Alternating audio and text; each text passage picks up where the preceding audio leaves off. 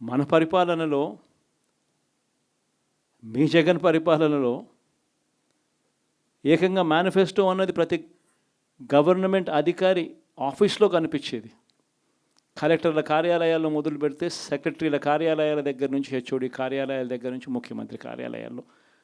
మన మేనిఫెస్టో కనిపిస్తూ ఉంటే, కనిపించే పాలన మనదైతే, ఇప్పుడు హోర్డింగులు పెడుతున్న రెడ్ బుక్ అని హోర్డింగులు పెట్టి,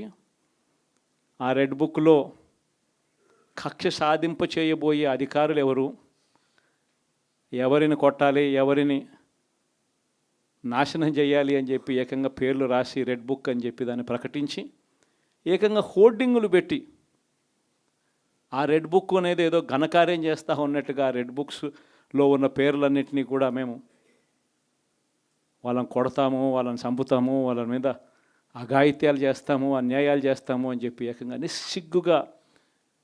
దౌర్జన్యం చేస్తూ ఉన్న పరిస్థితులు కనిపిస్తూ ఉన్నాయి. శిశుపాలని పాపాలు